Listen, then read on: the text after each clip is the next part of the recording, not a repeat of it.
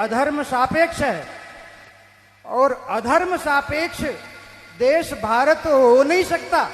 ये धर्म प्राण जनता है, इसके रग रग में धर्म निवास करता है। 2-3 घटनाएं अभी इस बीच में बड़ी हृदय को पीड़ा देने वाली हुई। अभी एक अकल के दिवालिये नेता ने तमिलनाडु के कहा कि सनातन धर्म को कोरोना की तरह नष्ट हो जाना चाहिए। भैया, तेरे अगर अकल का दिवाला निकल गया है तो उसके लिए हम क्या कर सकते हैं? संसार में जितने मत, मजहब, पंथ और इज़म हैं, उनका कोई ना कोई प्रवर्तक है, किसी ने उनको उत्पन्न किया है। इस्लाम कब से? बोले मोहम्मद से। ईसाइयत कब से? बोले ईसा से। लेकिन सनातन धर्म कब से? नारायणम पद्म भवम वसिष्ठम शक्तिम च तत्पुत्र पराशरम च देवीम सरस्वतीम व्यासम ततो जय मुदीरयेत। व्यासम सुखम गौड़ पदम महांतम गोविंद योगींद्र मथास्य शिष्यम तम त्रोटकम वार्तिक कार्यमन्य अस्मद गुरोह संतत मानतोष्मी। हमारी परंपरा भगवान नारायण से शुरू होती है, और नारायण से शुरू होकर के और इन आचार्यों के रूप में आज तक हमारे सामने विद्यमान है। इसका न कोई आदि है, न कोई अंत है, न इसका कोई जनक है, न कोई प्रवर्तक है। ये सनातन है, और सनातन को तो इतने लोग आए इस धरती पर, हूण, शक, यवन, मुगल, अंग्रेज, वो नहीं नष्ट कर पाए, तो नालायक तू क्या नष्ट करेगा?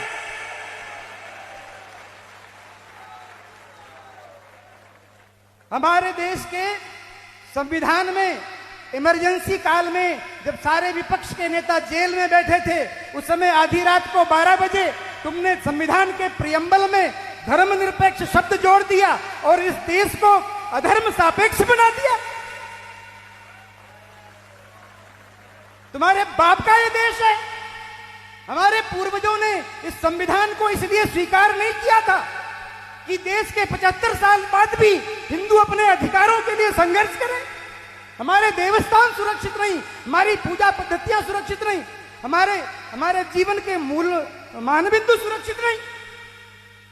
अगर आवश्यकता हो तो ऐसे संविधान को आमूल चूल परिवर्तन करके उसको बदलना चाहिए।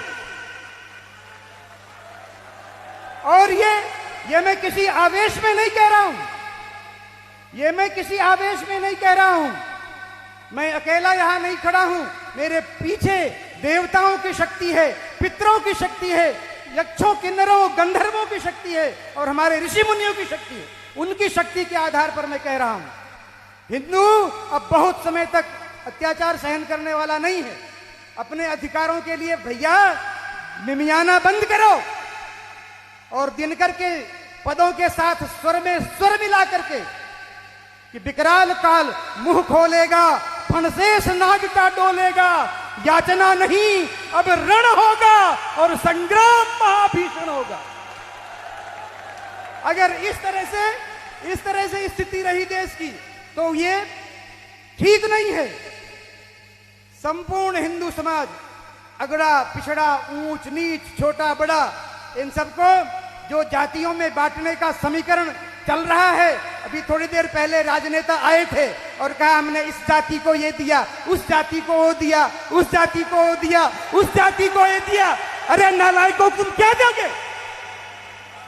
समाज को बांट बांट करके सत्यानाश कर दिया, और आज भी समाज को बांटने का प्रयास कर रहे हैं। शर्म नहीं आती तुमको? अब हिंदू समाज इस चक्कर में आने वाला नहीं है भैया। सभी लोग एक स्वर में हिंदवा सहोदरा सर्वे न हिंदू पतितो भवे। हिंदू एकमात्र भारत माता की संतान है, और वो न कोई ऊंचा है न कोई नीचा है। एक स्वर में सनातन धर्म की रक्षा होनी चाहिए। पार्टियां आएंगी जाएंगी, सरकारें आएंगी जाएंगी, पर ये राष्ट्र रहना चाहिए, ये धर्म सुरक्षित रहना चाहिए।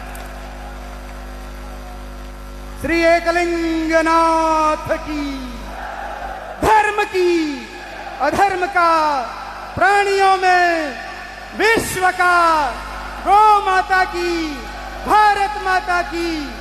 प्रत्येक हिंदू सैनिक हो, प्रत्येक हिंदू सैनिक हो, प्रत्येक हिंदू सनातनी हो, तब इस राष्ट्र की रक्षा होगी। हर हर महादेव। भारत माता की, भारत माता की।